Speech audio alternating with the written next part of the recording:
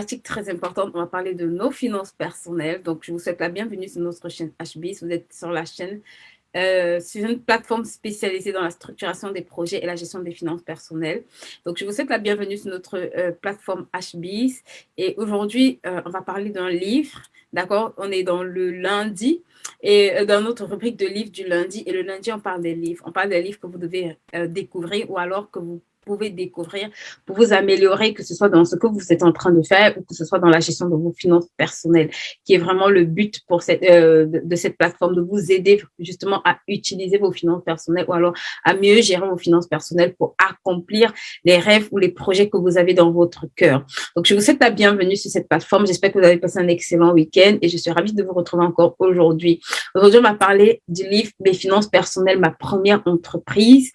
Pourquoi? Parce que c'est un livre qui doit pouvoir te permettre de gérer correctement ou de désirer ou d'aspirer à gérer différemment tes finances. D'accord? Beaucoup de personnes gèrent leurs finances un peu au hasard et j'ai envie de te dire, c'est ta première entreprise. Tu es responsable de cette entreprise. Habituellement, on va travailler pour des entreprises, mais l'entreprise qui est la nôtre, on la néglige, on la banalise, d'accord? Et aujourd'hui, on va voir comment est-ce que on doit gérer cette entreprise correctement. Tes finances personnelles, c'est ton entreprise. Dans les finances des autres, parfois, tu es comptable, tu es fiscaliste, voilà, tu as des rôles et là-bas, tu travailles de façon professionnelle pour avoir des résultats.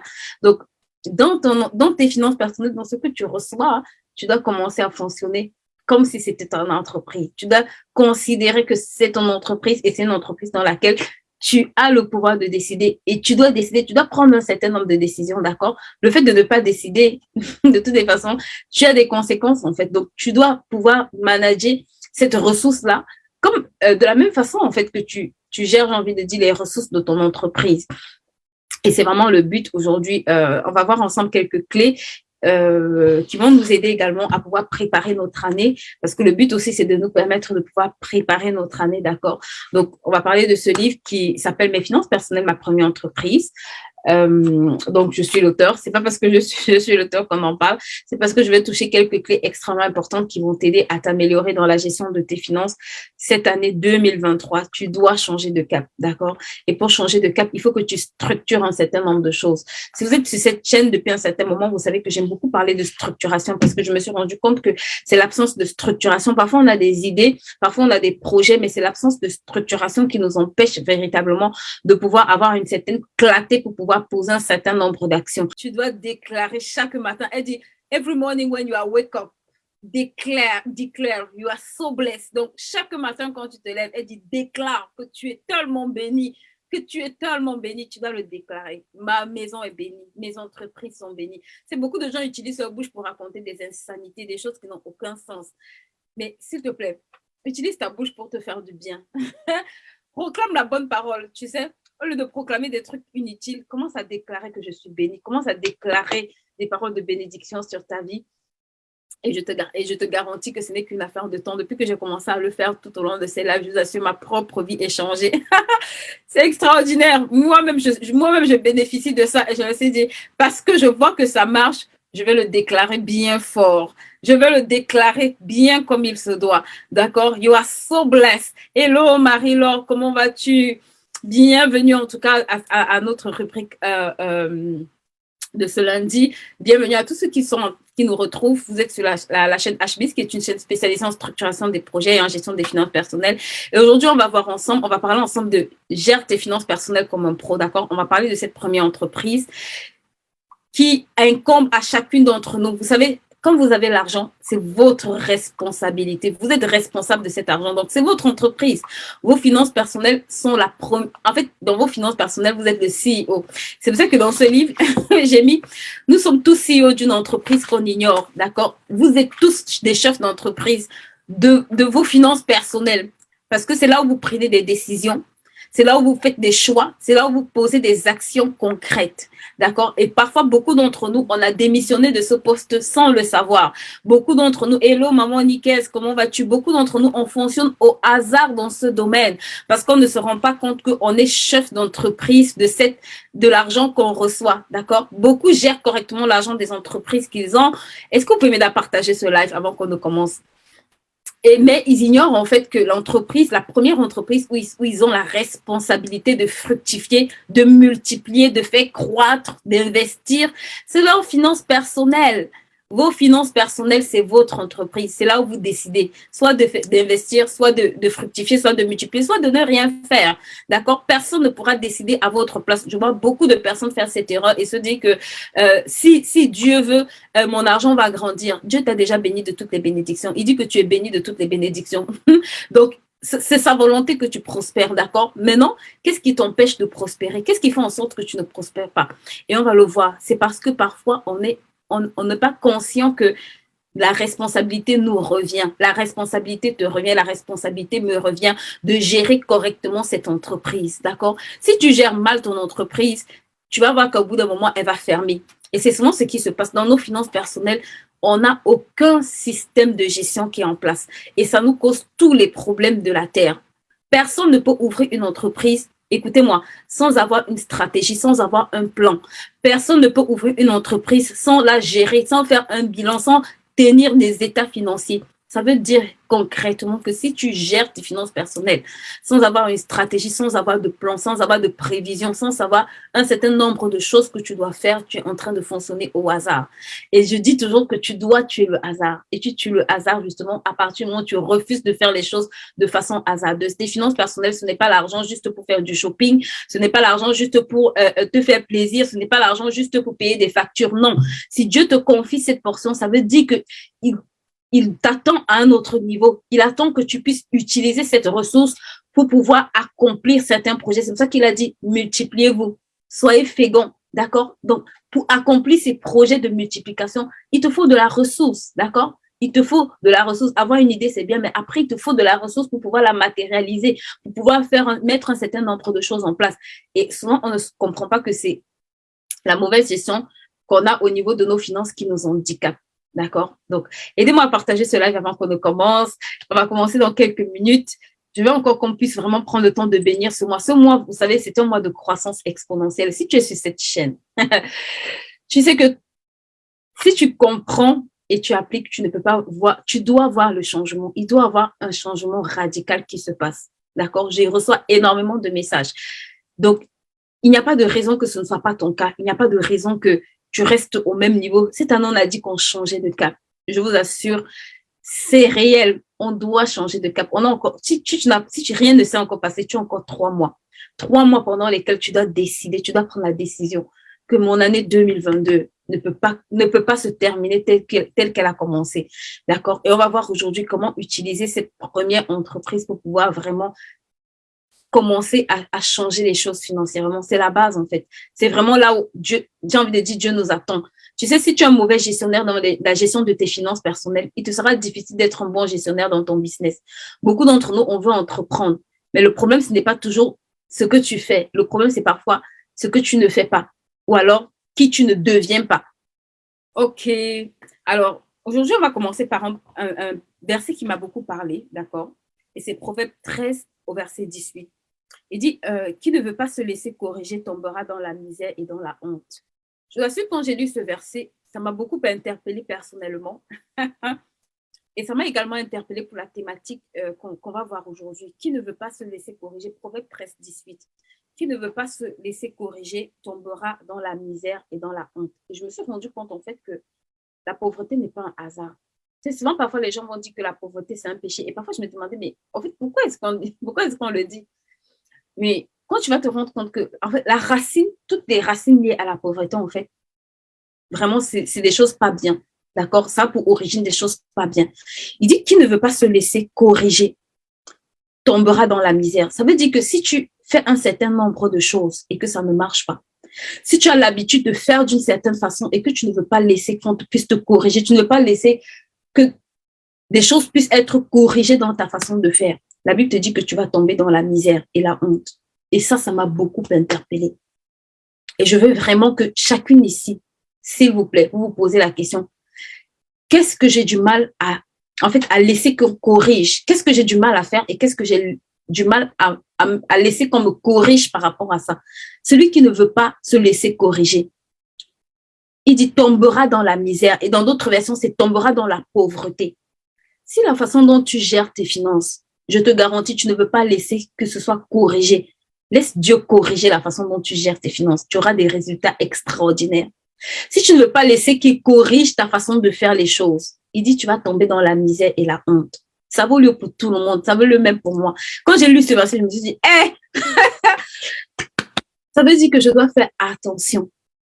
Il y a des domaines dans lesquels tu dois faire attention. Je me suis rendu compte que la pauvreté n'était pas le hasard, d'accord? La pauvreté, c'était parfois la correction que je refuse peut me mener à la pauvreté. Le fait que je refuse de faire différemment peut me mener à la pauvreté. Le fait que je refuse de corriger certains comportements, certaines attitudes, certaines choses peut me conduire à la pauvreté. Et je me suis assise, je me suis dit, waouh, ça c'est sérieux. Je me suis dit, c'est sérieux, c'est plus que sérieux. Et ça m'a beaucoup interpellée en fait. D'accord? Ça m'a interpellée sur un certain nombre de choses où je me suis dit, waouh, il faut que mon 2023 change. Il faut que je m'ajuste aussi. OK? Donc, ça, c'est un verset qui est venu vraiment très fort dans mon cœur et je veux vraiment le partager avec vous. Vous pouvez le méditer vous-même. Qui ne veut pas se laisser corriger? S'il te plaît, tu dois noter les domaines dans ta vie où tu refuses la correction. Et je vous garantis, en général, c'est dans les domaines où vous ne progressez pas. Demandez-vous, est-ce que j'accepte la correction? Tout ce que Dieu a créé doit croître. Toi-même, tu grandis. Écoute-moi. Toi-même, tu grandis. Toi-même, tu grandis en tant que personne. Toi-même, tu grandis. Même tes enfants grandissent.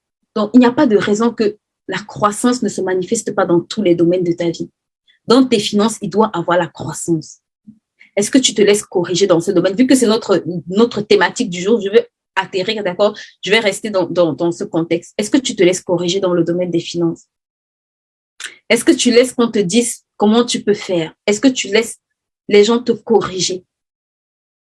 Il dit, si tu refuses la correction, tu vas tomber dans la misère et dans la honte. Et ça m'a beaucoup parlé, d'accord?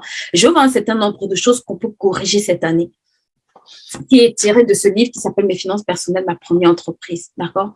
Qui est un livre que je vous recommande d'ailleurs de lire, parce que, comme je le dis au niveau de la 4e de couverture, un jour, je me suis posé la question de savoir pourquoi les entreprises prospèrent et obtiennent d'excellents résultats.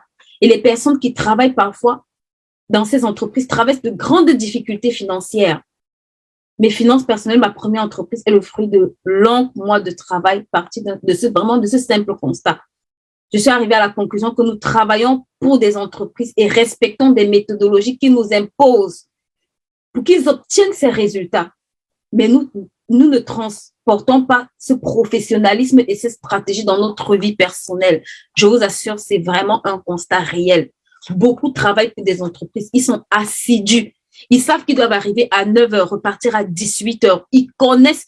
On va t'exiger de faire un certain nombre de rapports. On va t'exiger de faire un certain nombre de choses que tu vas faire. Parce que cette entreprise veut avoir des résultats. Personne ne travaille pour une entreprise sans avoir une méthodologie de travail. Mais dès qu'on arrive dans le domaine du privé, on se dit, c'est mon argent, j'en fais ce que je veux. C'est mon argent, je le gère comme je veux. Et résultat aussi, c'est que ça produit. En fait, on a les résultats aussi hasardeux. Et c'est vraiment quelque chose qui m'a interpellée. Je me suis dit, waouh, pourquoi est-ce que des entreprises prospèrent et les personnes qui travaillent pour ces entreprises ne prospèrent pas autant? Qu'est-ce qu'ils ont compris en fait? Pourquoi est-ce qu'ils mettent un certain nombre de mécanismes en place? Pourquoi est-ce qu'ils s'attardent à faire un certain nombre de choses pour que ces entreprises marchent? Et pourquoi est-ce que nos entreprises personnelles ont autant de difficultés? Démarrent à peine. C'est là où on vit les plus gros challenges. Beaucoup de personnes qui travaillent pour des entreprises ont des problèmes financiers. Pourquoi ils travaillent pour des entreprises qui marchent? Et eux-mêmes, leur propre entreprise est dysfonctionnelle. C'est parce qu'il y a un certain nombre de choses que tu ne fais pas, d'accord? Et je vais vraiment commencer par te dire, là, on est en fin d'année, ou en tout cas, on est en train de préparer la fin d'année. L'une des résolutions que tu dois pouvoir prendre, s'il te plaît, c'est de pouvoir entrer dans cette nouvelle année et en fait ton budget au moins sur les 12 prochains mois de ce que tu veux avoir. J'ai déjà fait plusieurs vidéos où je parlais de comment définir un objectif. Si vous n'avez pas vu, allez regarder en fait sur notre chaîne YouTube, d'accord? Les replays sont postés sur notre chaîne YouTube. Tous les replays qui sont sur notre Facebook sont postés sur notre chaîne YouTube, dont on vous mettra le lien. Mais je vous en supplie, regardez les entreprises avant à ce moment, avant septembre, en général, ils ont clôturé leur bilan de 2023. Ce n'est pas par hasard. Ils ont clôturé leur bilan de 2023. Pourquoi est-ce qu'ils clôturent ce bilan longtemps à l'avance? C'est parce que ça leur permet de pouvoir définir une stratégie derrière, de pouvoir ajuster les moyens avec lesquels ils vont pouvoir aller chercher à atteindre ces objectifs. C'est parce que ça leur permet de pouvoir avoir du recul, de pouvoir corriger les actions, ce qui a marché, ce qui n'a pas marché sur 2022. De pouvoir se poser des questions et de se dire, waouh, j'avais prévu faire ça, pourquoi je n'ai pas atteint? Qu'est-ce qui m'a manqué? Ou alors si j'ai performé plus, qu'est-ce que j'ai compris? Ou bien qu'est-ce qui m'a propulsé? Et de pouvoir corriger un certain nombre de choses. D'accord? Donc, l'une des premières résolutions que tu dois prendre pour gérer tes finances personnelles, c'est le professionnalisme, s'il te plaît. Tu dois être professionnel avec tes finances personnelles. Je vous en supplie. C'est quelque chose qui nous manque énormément. Et je sais de quoi je parle. Parce que quand je vois la multitude de messages que je reçois, je peux comprendre en fait que beaucoup de personnes laissent leurs finances personnelles au hasard. Tu dois tuer le hasard. Tu veux des résultats, tue le hasard. Cherche des résultats conscients, d'accord? Ça veut dire que la première des choses, c'est que tu dois décider d'être professionnel dans la gestion de tes finances. La deuxième des choses, tu dois définir un objectif que tu veux atteindre, ok? Souvent, les gens vont mettre 100 000 euros, 200 000 euros, 300 000 euros. Et en fin d'année, si tu ne l'as pas atteint, regarde, je vais t'expliquer. Souvent, quand on finit d'écrire un objectif, après, on se demande comment faire pour atteindre cet objectif. Mais je vais te dire, avant de te poser la question, comment faire pour atteindre cet objectif? Pose-toi la question de savoir qui dois-je devenir? Est-ce que tu peux mettre dans ce chat qui dois-je devenir? C'est une question que tu dois te poser. Parce que tu n'attires qu'à toi ce que tu as la capacité de gérer. Qui dois-je devenir pour pouvoir attirer cette ressource? Quelle est la personne que je dois devenir pour attirer cette qualité ou cette quantité de ressources? Ça, c'est la première question que tu dois te poser avant de te demander comment faire. Pose-toi la question, qui est-ce que tu dois devenir? Quel type de personne tu dois devenir? Et je te garantis que si tu vas voir les personnes qui gèrent des millions, ce n'est pas des personnes qui fonctionnent au hasard. Les personnes qui gèrent des milliards, c'est des personnes qui ne fonctionnent pas au hasard. Les personnes qui gèrent des 10 000, 20 000, 30 000 employés, c'est des personnes qui ne fonctionnent pas au hasard. Donc, dans l'objectif que tu vas atteindre, demande-toi quelles sont les caractéristiques des personnes qui possèdent ça et comment est-ce qu'elles fonctionnent. Ça va t'aider. Ça va t'aider à prendre conscience du travail que tu as à faire. Parce que le problème, ce n'est pas l'objectif. Le problème, souvent, c'est la personne que tu dois devenir. Parce que regarde, de façon naturelle, quand tu grandis, si tu donnes un seau de 5 litres à un enfant, il n'a pas la capacité de le porter. D'accord? Pourquoi? Parce que c'est trop lourd par rapport à son âge, par rapport à sa taille. Mais donne le même seau de 5 litres à quelqu'un qui a 20 ans, il va le porter d'un bras de fer. Pourquoi? Parce que c'est quelqu'un qui a grandi, c'est quelqu'un qui s'est développé, c'est quelqu'un qui a grandi en stature, c'est quelqu'un qui a grandi en sagesse, c'est quelqu'un qui saura peut-être que si je ne peux pas prendre par le haut, je peux utiliser les 2 bras pour le porter. C'est quelqu'un qui aura développé une certaine intelligence, une certaine maturité. Et c'est pareil dans le domaine des finances personnelles, en fait. Il y a un certain niveau d'argent que si tu veux attirer, tu dois grandir. Le processus simple pour y parvenir, c'est de grandir. C'est de commencer à devenir intentionnellement cette personne. C'est de commencer à mettre des mécanismes en place. Beaucoup d'entre vous, vous n'aimez pas les habitudes. Beaucoup d'entre vous, vous luttez avec les habitudes. On lutte avec les habitudes. On lutte avec les habitudes de lecture, on lutte avec les habitudes d'apprentissage, on lutte avec les habitudes de régularité, on lutte avec un certain nombre de choses. Mais je te garantis que tu as intérêt à devenir cette personne. Donc, la première des choses, c'est que tu dois décider d'être professionnel. Décide d'être professionnel. Refuse d'aller travailler pour des entreprises qui prospèrent. Et toi-même, ta propre entreprise, l'argent que tu as, cet argent-là ne grandit pas, cet argent-là ne croît pas, cet argent-là ne se multiplie pas. Il y a un problème. Commence à fonctionner avec professionnalisme. Ça veut dire sois sérieux. Prends la résolution de cette année. Je serai sérieuse avec mes finances personnelles.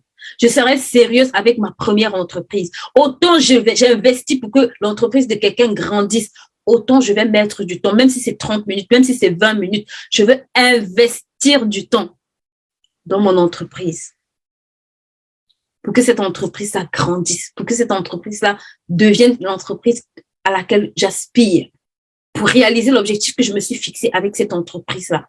D'accord? Ça, c'est vraiment quelque chose de très important que vous devez mettre dans vos têtes, le professionnalisme.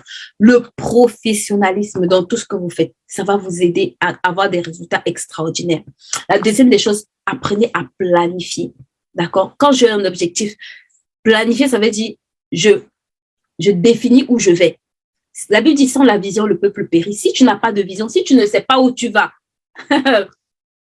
you are going nowhere, tu vas nulle part. Si tu ne donnes pas une trajectoire à ton année, vous savez, on ne s'assoit pas pour mettre des chiffres parce qu'on n'a rien à faire.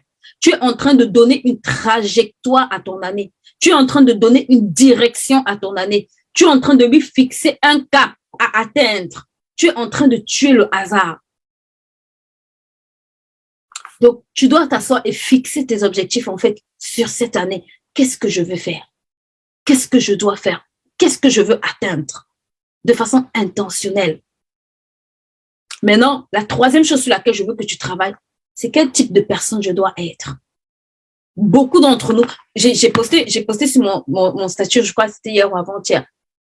L'un des principes qu'on banalise le plus, c'est la croissance. Beaucoup, même aujourd'hui, quand tu rencontres quelqu'un, oh, je veux que mon chiffre d'affaires augmente. Mais en fait, elle est concentrée sur le chiffre d'affaires, mais elle délaisse complètement sa croissance. Mais elle oublie que c'est la personne qu'elle va devenir qui va attirer cette ressource. On ne court pas derrière l'argent, on attire l'argent. Et tu attires l'argent par la qualité de la personne que tu deviens. C'est pour ça que chaque jour, tu dois investir à t'améliorer. Chaque jour, tu dois investir à devenir cette personne, à tendre vers cette personne qui attire cette qualité de ressources ou cette quantité de ressources à elle. Si l'argent vient à toi et qu'elle ne trouve pas les capacités en toi de pouvoir gérer cet argent, ça va repartir. Tu comprends?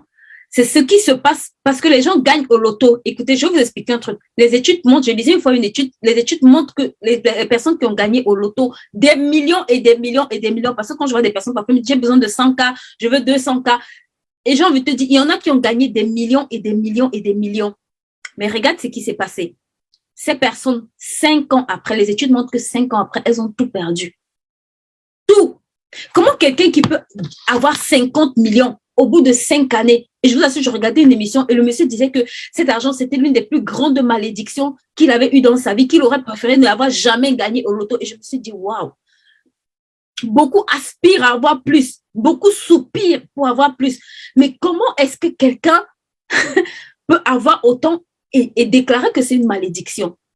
Et ça m'a donné 2 leçons, en fait, que je vais partager avec vous. La première leçon, c'est que si tu as une quantité d'argent qui n'est pas ajustée à la personne que tu es, comme je dis toujours, le tout, ce n'est pas d'avoir 1 million. Il faut que ce que tu as à l'intérieur de toi équivaut à ces 1 million. Si ta croissance intérieure équivaut à 1 million, tu vas attirer ces 1 million à toi. Je te garantis que c'est vrai. Mais regarde, si tu as 1 million sans grandir, sans que ce ne soit induit par une croissance, par le fait que tu sois transformé à devenir cette personne, ce qui se passe, c'est que tu vas les perdre. Et c'est ce qui se passe en fait pour les personnes qui ont gagné au loto. 5 ans après, ils avaient tout perdu. Et quand tu regardes, c'est pas qu'ils n'ont pas investi, c'est pas qu'ils n'ont pas fait un certain nombre de choses, mais je vous assure, c'est qu'ils n'ont pas grandi, ils n'ont pas eu ils n'ont pas acquis, ils n'ont pas acquis une personne, elle n'a pas acquis la capacité à pouvoir travailler, fructifier, multiplier et garder ces 1 million. Et c'est d'où vient le problème, en fait. C'est pour ça que quand je vois quelqu'un qui me dit, si j'avais l'argent, j'allais faire ceci, si j'avais l'argent, j'ai envie de te dire, ton problème, ce n'est pas un problème d'argent. Ton problème, c'est un problème de croissance.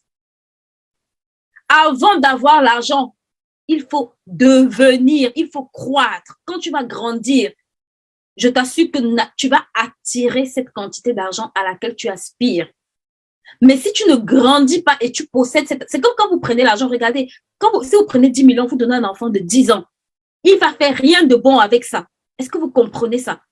Prends 10 millions, donne à ton enfant qui a 3 ans à la maison et observe son comportement. C'est pour ça que la Bible dit, à quoi sert l'argent dans la main d'un insensé? Tu as besoin de quitter du stade d'insensé à sage avant de posséder, sinon ça ne te servira à rien. Mais parfois, notre combat, c'est au niveau de je veux avoir plus, je veux avoir plus. Avoir plus n'est pas un problème. Pourquoi? Parce que tu vis dans un environnement de possibilités infinies.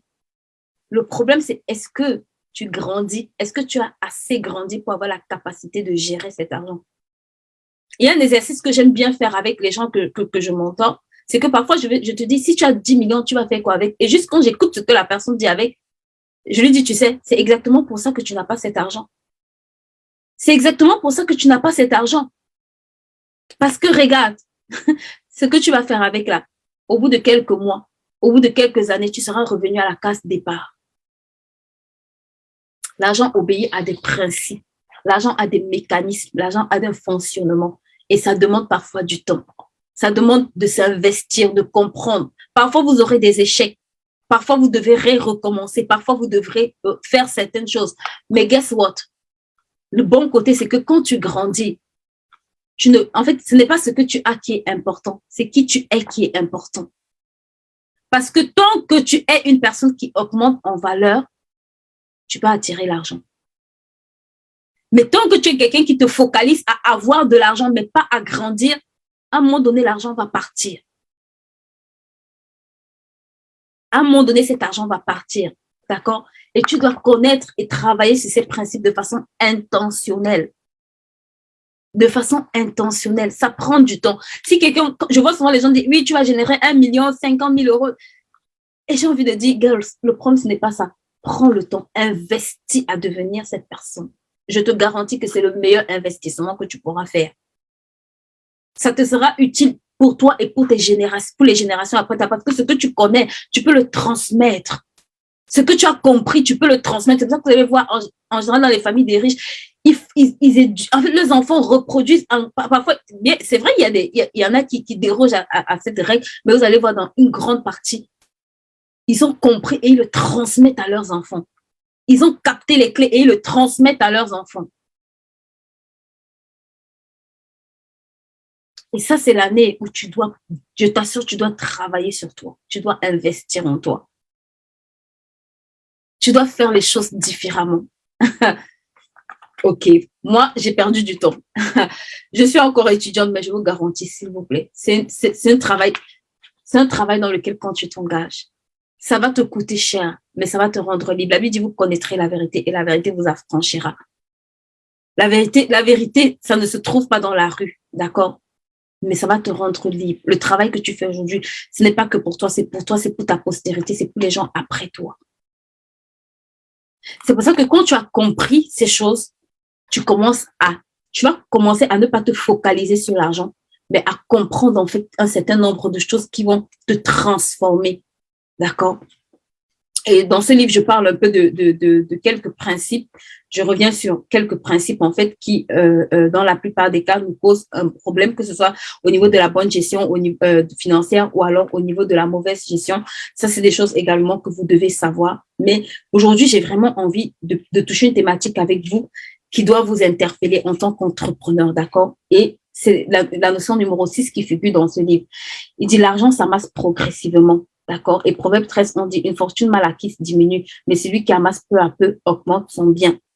Et je vous assure, tous les business dans lesquels vous allez entrer, toutes les opportunités dans lesquelles vous allez entrer, si le but, ce n'est pas de vous enrichir progressivement, s'il vous plaît, laissez tomber. Je vous parle parce que j'ai payé le prix haut. Donc, si quelqu'un veut aller tester et voir, si quelqu'un veut aller tester avant de voir, bonne chance. Tu auras le temps non seulement de perdre ton argent, mais de revenir à ce conseil. Ça, c'est un passage que j'ai lu après avoir perdu l'argent. Et le Seigneur m'a dit, viens t'asseoir. Parce qu'il y a quelque chose que tu n'as pas compris, en fait. L'argent rapide. Faux. Je ne sais pas dans quel français je peux vous enseigner ça, mais s'il te plaît. Je n'ai pas dit que les investissements ne doivent pas avoir un bon taux de rendement, d'accord? Mais si vous voyez, par exemple, un investissement dans lequel quelqu'un vous dit, si vous mettez 10 euros, vous allez devenir millionnaire, s'il vous plaît. Si ce n'est pas peut-être en 10, 15, 20 ans, dis à la personne, laisse tomber. Et si tu ne comprends même pas de quoi il s'agit, laisse tomber, d'accord? Parce que la Bible te dit que si tu veux t'enrichir rapidement, tu vas t'appauvrir. Et l'une des notions aussi que je veux toucher avec vous, c'est que l'argent est neutre. Et je veux que vraiment vous compreniez cette notion. L'argent n'a ni couleur de peau, ni parti politique. ni parti social, ni ethnie. Souvent, je vais en dire, ah oui, c'est parce que tu fais partie de telle ethnie. Ça, c'est des foutaises. L'argent n'a ni parti politique, ni couleur de peau, ni aucune appartenance. L'argent est neutre. L'argent va chez celui qui a compris comment l'attirer. L'argent va chez celui qui a compris les principes pour le fructifier, le multiplier.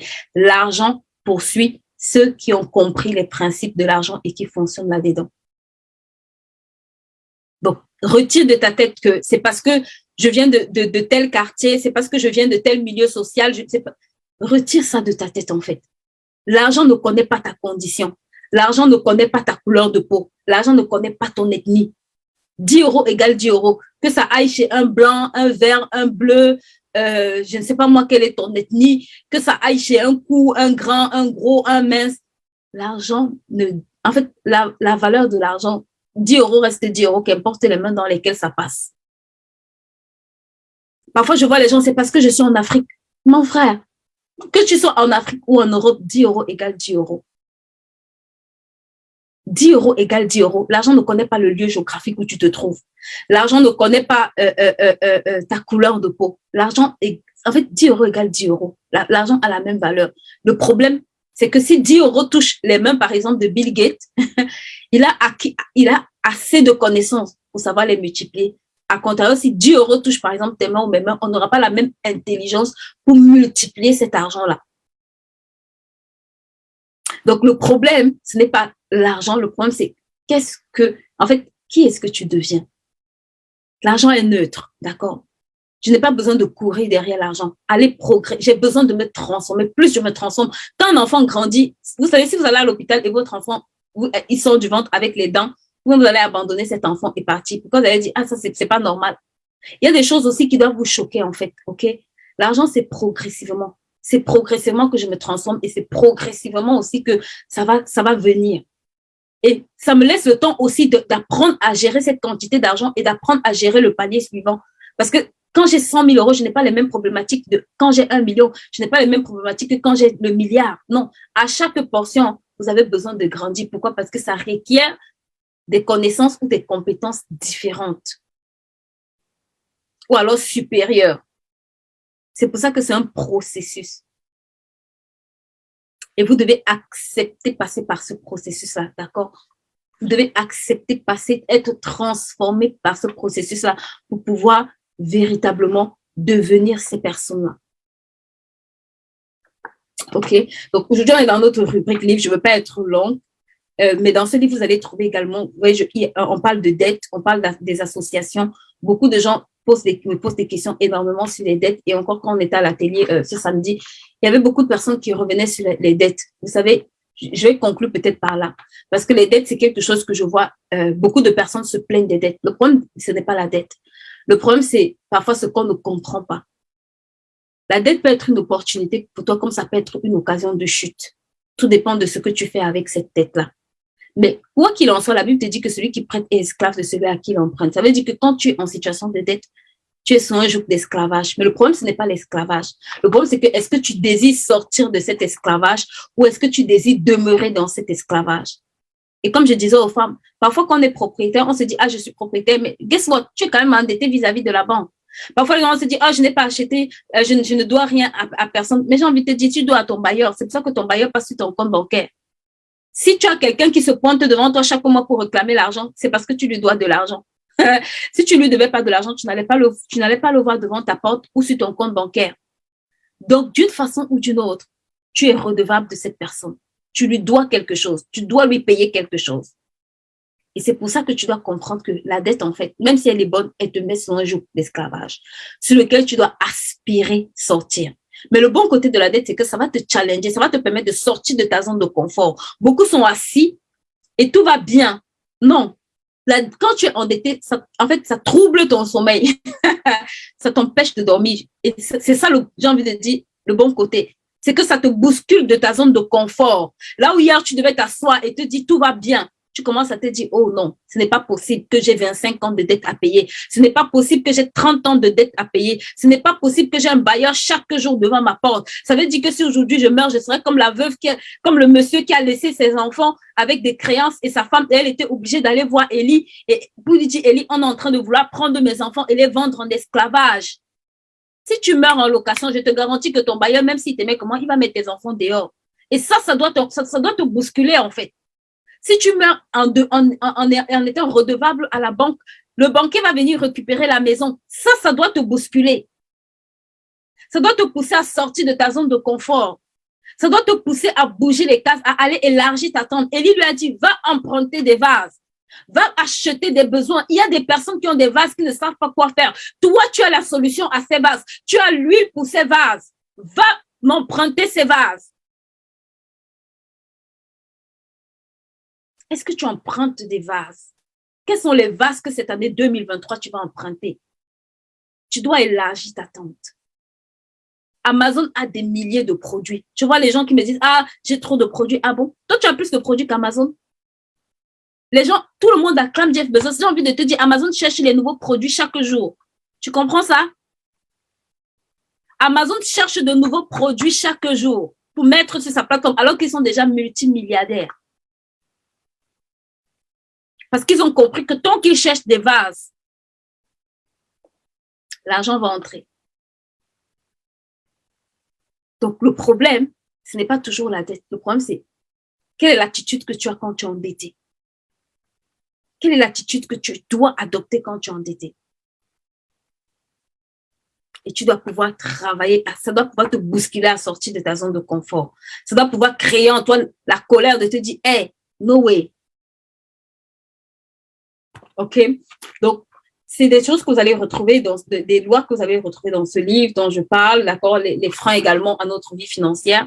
C'est vraiment des choses qui vont vous aider à pouvoir vraiment comprendre. Et il y a une partie où bien évidemment, je reviens sur la gestion des finances personnelles. Donc, voilà, c'était ce que je voulais partager avec vous. On essaie de ne pas être long dans cette rubrique.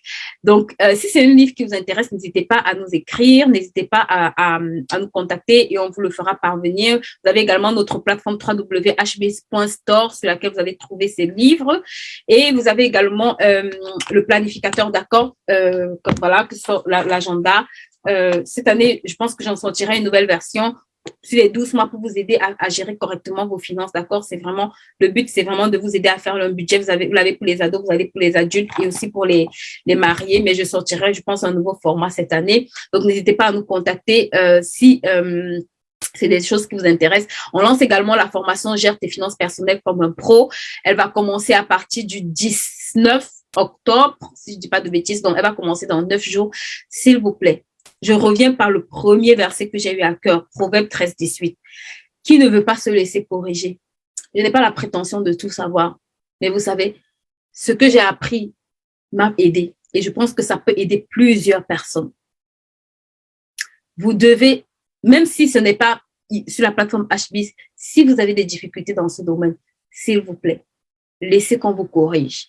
Laissez que quelqu'un d'autre vous apprenne. On n'est jamais trop grand pour ne pas apprendre des autres. Moi-même, j'apprends de d'autres personnes. On n'est jamais trop arrivé pour ne pas apprendre de d'autres personnes. Que la personne soit en dessous de toi ou qu'elle soit au-dessus de toi, Dieu peut utiliser même un âne pour te parler. Dieu peut utiliser n'importe qui pour te corriger, en fait. La correction, ce n'est pas toujours le fouet, d'accord? Ça veut dire pour me permettre de faire différemment et avoir des résultats que je veux. Donc, c'est une formation qui va commencer à partir du 19, la formation de groupe. Vous avez également les coachings qui sont disponibles à tout moment. Vous pouvez nous contacter sur notre plateforme HBIS, vous pouvez prendre des rendez-vous. Et on a la formation IAR qui est vraiment notre bébé, notre produit phare de la plateforme HBIS où on garde les femmes pendant 4 mois qui va commencer à partir du 27 octobre. Et vraiment, c'est 4 mois extraordinaires qu'on va passer avec les femmes pour leur permettre de réaliser leur projet. Vous savez, hier, j'écoutais encore une dame qui parlait de moi, une grande dame d'ailleurs, qui parlait de moi et qui disait que le jour où j'ai repris son entreprise et puis j'ai commencé à structurer, elle a commencé à voir les choses changer. Et pour vous, ce n'est pas pour me vanter, je n'ai aucun mérite, mais je crois véritablement que les études le prouvent. Sur 50 entreprises, et j'aime beaucoup ça parce que je l'ai lu dans un livre, c'est même pas moi qui l'ai écrit, qui ont commencé au hasard, au bout de 3 ans. ces entreprises avaient fermé quand la moitié d'entre elles avaient réalisé plus que leurs objectifs. Plus que leurs objectifs. Juste par le travail de structuration, tu peux tuer le hasard. Parce que ça te permet de te poser de bonnes questions. Ça te permet d'examiner un certain nombre de contours. Ça te permet de connaître tes forces, tes faiblesses. Ça te permet d'apprendre à créer une offre, un service, à comprendre qui est ta clientèle, à comprendre quels sont tes coûts, à comprendre comment analyser une activité, comment examiner son activité. En fonction d'une activité, on a des spécificités. Et tu as besoin de structurer ce que tu fais. Si tu, regardez, beaucoup, vous pouvez regarder parce qu'il y a beaucoup de femmes entrepreneurs ici, beaucoup qui se sont lancées aujourd'hui, à un moment donné, c'est un peu comme si elles perdent de pied. Elles ne savent plus où aller, elles ont du mal à évoluer. Ça, elles ont l'impression qu'elles sont perdues, en fait. C'est comme si elles sont noyées dans une masse. Parce que le travail de structuration que tu dois faire, tu ne l'as pas fait. C'est un travail qui prend beaucoup de temps. Mais ça vaut la peine de se poser quand tu as un projet et de le faire. Je te garantis que ça t'épargnera des années et des mois de douleur. Donc, pour celles qui sont intéressées, on se retrouve vous pouvez nous contacter. En général, c'est une formation où j'admets exclusivement après avoir discuté avec la personne parce que je veux me rassurer que j'ai la capacité de pouvoir accompagner cette personne, d'accord? Et je veux aussi comprendre de quel projet il s'agit. Je ne suis pas équipée pour accompagner tout le monde, mais les personnes, en tout cas, sur lesquelles j'ai assez de réalisme pour me projeter pour les accompagner dans leur projet. Je prends voilà, c'est des personnes avec qui, en général, je peux travailler. Le reste, je peux vous référer vers d'autres personnes qui sauront mieux vous accompagner. Et le but aussi, c'est au final que vous réalisez ce projet, d'accord? Donc, voilà, c'est ce que je voulais partager avec vous dans notre rubrique livre. Ce mercredi, on reçoit c'est un couple. Donc, toutes les femmes qui me disent tout le temps, je n'arrive pas à entreprendre avec mon mari, c'est trop compliqué, mon mari ne me soutient pas, mon mari me combat. S'il vous plaît, c'est un couple qui entreprend ensemble et ils vont vraiment nous partager les secrets. J'ai voulu qu'ils partagent avec nous. J'ai demandé spécialement pour vous qu'ils viennent nous partager les secrets, en fait, comment ils font pour entreprendre en tant que couple. Le frère est là, il va nous dire quels sont les secrets, quelles sont les clés à utiliser pour que nos maris, nos conjoints, ainsi de suite, puissent entreprendre avec nous, puissent être des partenaires dans nos business. Ils vont venir, il s'agit de Isha et de Aurel. Leur page, c'est Préserve ton cœur. Et elle est également auteure d'un livre qu'elle prendra le temps de nous parler, qui s'appelle De la dépendance affective à ta destinée glorieuse. Donc, c'est également son histoire personnelle où elle raconte comment elle est sortie d'une relation toxique, en fait, et elle a commencé à exploiter ses dons et ses talents. Donc, vraiment, ne ratez pas ce live, s'il vous plaît. Venez nombreux inviter d'autres personnes. Beaucoup de femmes se plaignent que leur mari ne les encourage pas. Il est temps qu'on ait des clés, d'accord? Il est temps qu'on nous donne des bonnes clés et que vraiment vous puissiez les appliquer. C'est vraiment un couple qui vraiment va de gloire en gloire par la grâce de Dieu et dans ce que le Seigneur leur permet de faire. Ils portent vraiment des fruits. Donc, ils vont vraiment venir être une bénédiction pour la plateforme HBIZ afin qu'on puisse bénéficier de tous les secrets qu'au quotidien, ils mettent en place pour pouvoir entreprendre ensemble. Donc, je vous dis à mercredi. N'hésitez pas également pour ceux qui ont besoin de ce carnet Prépare ton année. On recevra les versions cartonnées cette semaine.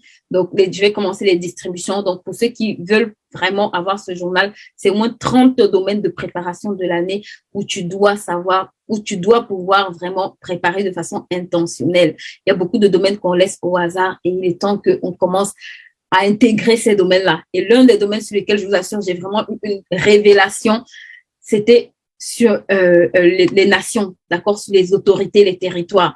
Je me rendais compte que le Seigneur avait parlé à Pharaon. C'est Joseph qui a interprété le rêve, mais le rêve est venu par Pharaon.